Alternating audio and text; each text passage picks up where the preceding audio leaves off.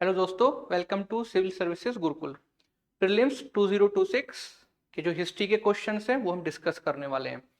ये हमारा set D है। ओके स्टूडेंट्स, तो हम ये डिस्कस करेंगे। उसके बाद अगर आपको कोई डाउट है देन आप हमसे कांटेक्ट कर सकते हैं। चलिए स्टार्ट करते हैं। फर्स्ट यहाँ पर हम क्वेश्चन लेते हैं। इन द प्लेस्टोसीन पीरियड इधर the Yamuna once flowed into the Indus और the Sutlej flowed into the Yamuna. Then मैं पूरा क्वेश्चन रीड नहीं कर रहा हूँ, आपको ये क्वेश्चन जो है वो पता है। देन इधर देखते हैं इसके जो स्टेटमेंट दी हुए हैं। Nadi Sukta of the Rigveda, the exploration of the Sutlej and Yamuna by Robert Bruce Foote and the presence of the same species of dolphins in both the Indus and the Ganga river system. तो ये क्वेश्चन देखने में टफ लग रहा है, अदरवाइज अगर आप यहाँ पर स्ट्राइक डाउन करेंगे तो आपको आंसर बहुत आसानी से मिल जाएगा। नदी सूक्ता ऑफ ऋग्वेदा, इसमें तो डिफरेंट रिवर्स के बारे में बताया गया है, बट एज सच कोई जो क्वेश्चन की डिमांड है उस बारे में नहीं बताया गया है। नेक्स्ट देखेंगे student, exploration of Sutlej and Robert Bruce Foote का जो है ये जो स्टेटमेंट दिया है इसमें बहुत कम रोल है। ठीक है, तो इस टाइप का कोई एज सच इनका रोल नहीं है। इधर हम देखते हैं थर्ड जो आपका स्टेटमेंट है ये करेक्ट है, तो इधर आपका आंसर क्या बनने वाला है? डी। ठीक है, ये जो क्वेश्चन पेपर है ना ये एक स्टूडेंट का है, तो आप जो मैं आंसर आपको डिस्कस कर रहा हूँ वो आपने देखने हैं। तो इधर आपका आंसर क्या होगा? डी होगा। ओके, चलिए आगे बढ़ते हैं।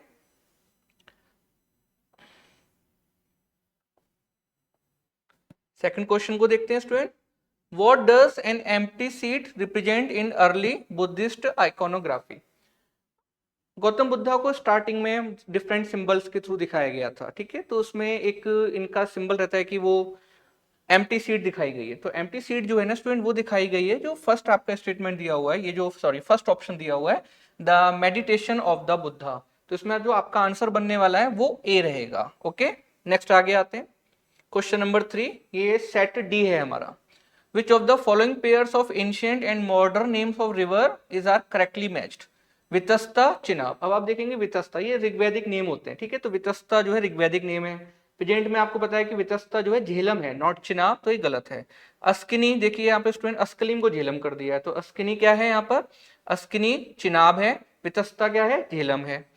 फिर देखेंगे Parushni Ravi, this is correct. Okay, and जो याव्यवती जो रिवर है ये व्यास नहीं है स्टूडेंट, ये जोब रिवर है। ओके, तो आप आंसर देखेंगे इधर आपका एक ही आंसर बन रहा है, तो आंसर क्या होगा? सी, सॉरी पारुष्णी रावी, ये आपका बन रहा है 3, सी बन रहा है। ओके, आगे देखते हैं।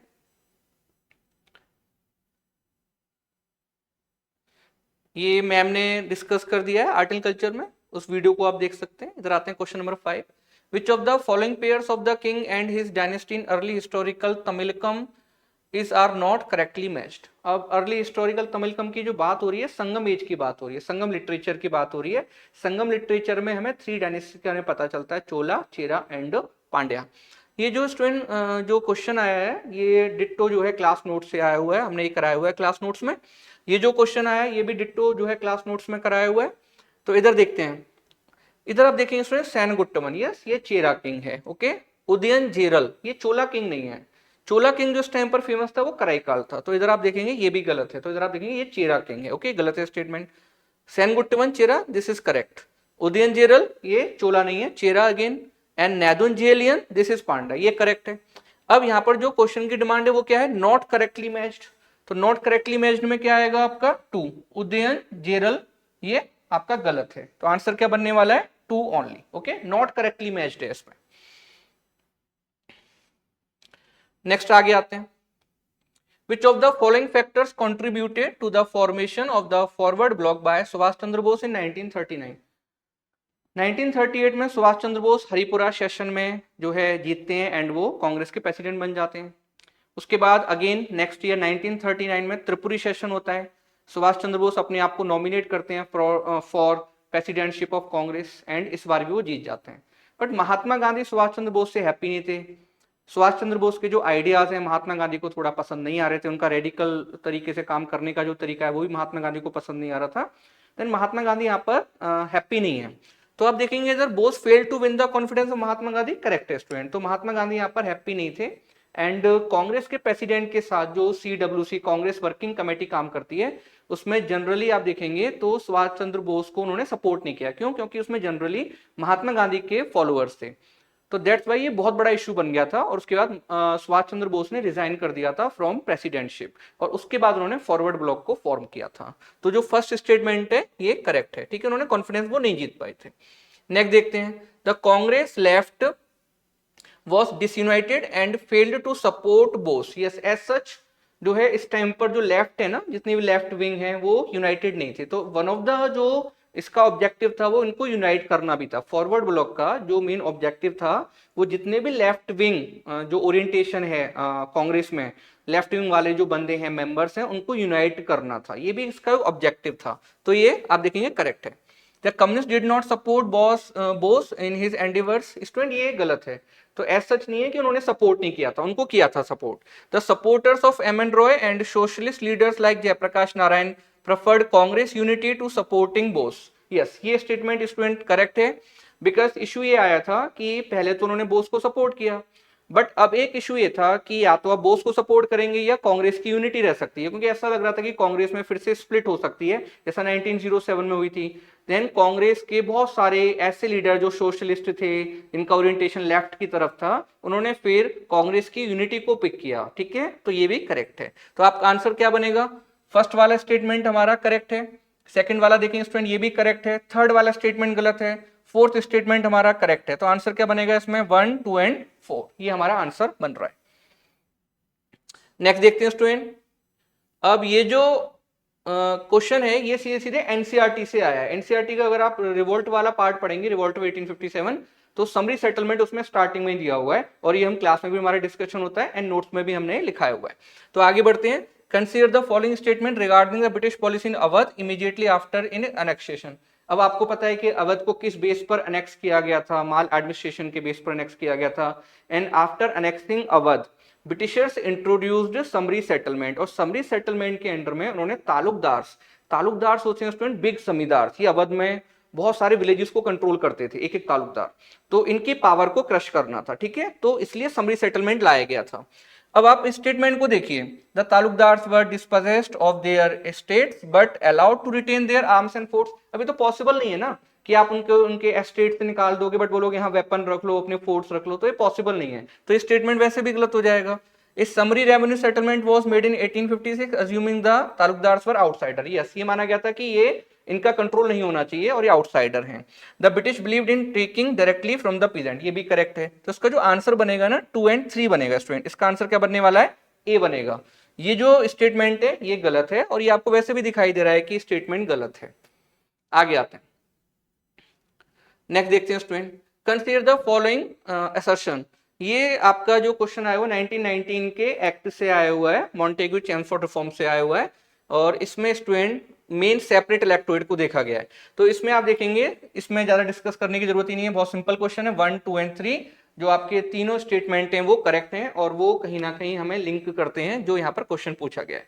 तो आंसर क्या है इसमें बनेगा? 1, 2 एंड 3, डी आएगा। क्वेश्चन नंबर 9 को मैम ने डिस्कस किया हुआ है आर्ट एंड कल्चर वाले पार्ट में। नेक्स्ट आते हैं, in which one of the following text does the term क्षेत्र पत्नी। अब देखो ये वर्ड जो है डिट्टो जो है क्लास में डिस्कस नहीं हुआ, बट क्लास में अगर आप पढ़ते हैं तो आपको पता है कि अथर्ववेदा में पूरा एक चैप्टर एग्रीकल्चर के लिए डिवोटेड है और ये क्वेश्चन कहीं ना कहीं एग्रीकल्चर से रिलेटेड है। तो इसमें आप आंसर कर सकते थे अथर्ववेदा। अथर्ववेदा का जो ब्राह्मण टेक्स्ट है जिसका नाम है शतपथ ब्राह्मण, तो स्टूडेंट आपको पता ही है, सॉरी गोपद ब्राह्मण, तो उसमें भी इस टाइप की बात की गई है, ठीक है। तो आप देखेंगे स्टूडेंट अथर्ववेदा इसका आंसर बनने वाला है और अथर्ववेदा जो है उसमें क्षेत्र पत्नी की बात हुई है। आगे बढ़ते हैं, यस इधर आइए, विच one of the following Carnatic music, ये मैम ने डिस्कस किया हुआ है।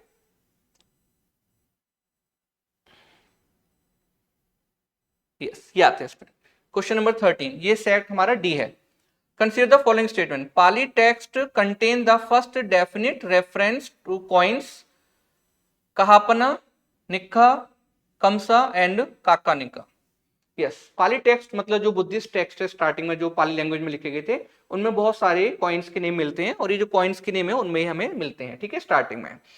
Literary evidence from Pali text, अब ये जो पीरियड चल रहा है ना ये बता रहा है हमें 600 BC के आसपास का, एंड 600 BC में हमें जो कॉइन्स मिलते हैं, इनको हम कहते हैं पंच मार्क्ड कॉइन्स। और पंच मार्क्ड कॉइन्स जो मेन मेटल में बने हैं, मेटल क्या है, कॉपर एंड सिल्वर। तो गोल्ड के कॉइन्स अभी नहीं मिले थे।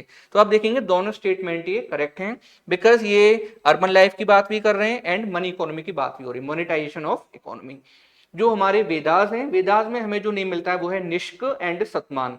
स्टार्टिंग में ये माना गया था निष्क एंड सतमान ये कॉइन्स हैं, बट बाद में अभी हिस्टोरियंस मानते हैं कि ये ट्रांजेक्शन्स के लिए जो ऑर्नामेंट्स होते हैं उनको यूज करते थे, तो ये कॉइन्स नहीं थे। तो कॉइन्स हम ये मानते हैं कि इंडिया में जो फर्स्ट कॉइन हमें मिले हैं उनको हम पंचमार्क कॉइन कहते हैं, और सेम नेम आपको इसी टाइप से इसमें मिल जाते हैं पाली टेक्स्ट में, ठीक है। तो ये दोनों स्टेटमेंट करेक्ट है। आगे बढ़ते हैं स्टूडेंट्स, ये मैम ने डिस्कस किया हुआ है क्वेश्चन। यस, तो यहां पर हम देखेंगे among the 4 main forms of existence of life recognised in Jainism which one of the following is not included. अब थोड़ा टफ क्वेश्चन हो गया है क्योंकि ये सीधे सीधे फिलोसफी से पूछ लिया है।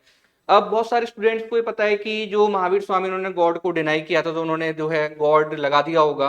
बट इधर आप देखेंगे कि जो लाइफ के फॉर्म है उसमें देव लाइफ की बात हुई है, ठीक है, उसमें मनुष्य लाइफ की बात भी हुई है, उसमें एनिमल एंड प्लांट्स लाइफ की बात भी हुई है, और एक नरक लाइफ की बात हुई है। तो 4 टाइप की लाइफ की बात हुई है, ठीक है। नरक उसमें हेल की बात होती है। तो ये जो आपका आंसर आ रहा है बी वाला, यक्ष वाला, इसकी बात नहीं होती है। तो इसका आंसर क्या बनने वाला है, बी, ठीक है। तो ये जनरली बच्चों ने गलत किया है, तो इसका आंसर स्टूडेंट बी बनेगा।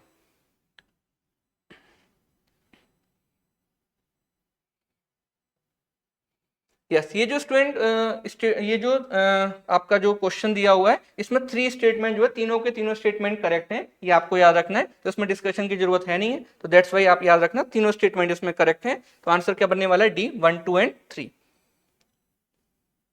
ये मैम ने डिस्कस किया हुआ है। यस, इधर आते हैं। Which one of the following statement about the Eka movement and Bardoli Satyagraha is correct. Eka movement NCM के टाइम पर चल रहा है, बारदोली मूवमेंट 1928 में चल रहा है, ओके। एका movement was throughout supported and organized by Congress, while Bardoli Satyagrah was initially independent of Congress influence and was only in the last stages। अगर आप पहली लाइन को पढ़ेंगे तो एका मूवमेंट जो था स्टूडेंट, मदारी पासी के अंडर में चल रहा था। एनसीएम के टाइम पर यूपी में 2 टाइप के मूवमेंट चल रहे थे पीजेंट्स के। एक तो थे हमारे बाबा रामचंद्र ने इस टाइम पर क्या बनाई थी, पीजेंट्स ऑर्गेनाइजेशंस, और दूसरा एका मूवमेंट चल रहा था अंदर मदारी पासी।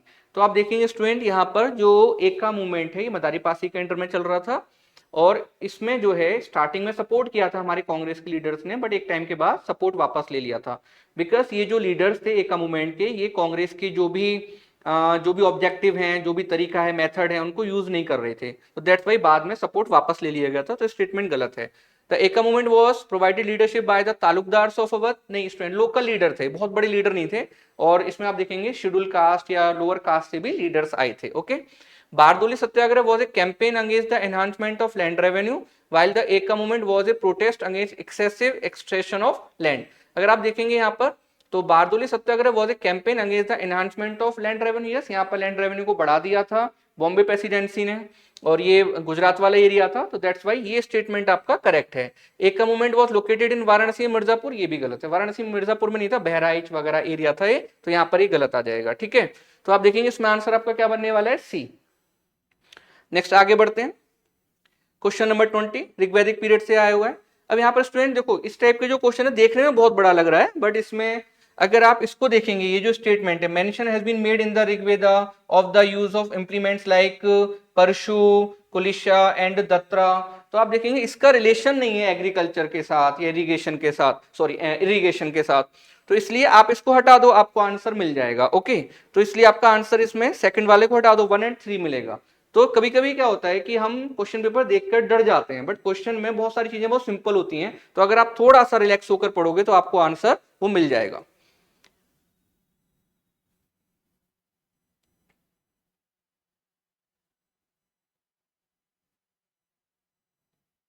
ओके स्टूडेंट, तो ये हिस्ट्री के क्वेश्चन से यूपीएससी भी आंसर की जो है दे देगा, बट ये डिस्कशन भी मस्ट होता है और आपको जो है तैयारी करनी है। अगर आपके नंबर बन रहे हैं 80 तक आपके नंबर बन रहे हैं, देन आप रेडी रहिए, आप मेंस लिखेंगे। और आपको ज्यादा अब जो है रिलैक्स नहीं करना है, ठीक है। ऐसा नहीं है कि आपने 1 मंथ निकाल दिया, अभी आपको स्टार्ट करनी पड़ेगी अपनी प्रिपरेशन। जब तक आप कुछ अचीव नहीं कर लेते हो आपको रुकना नहीं है, आपको थकना नहीं है, ओके। और आपको कोई भी इशू है देन आप कॉन्टैक्ट कर सकते हैं civil services Gurukul. Thank you very much.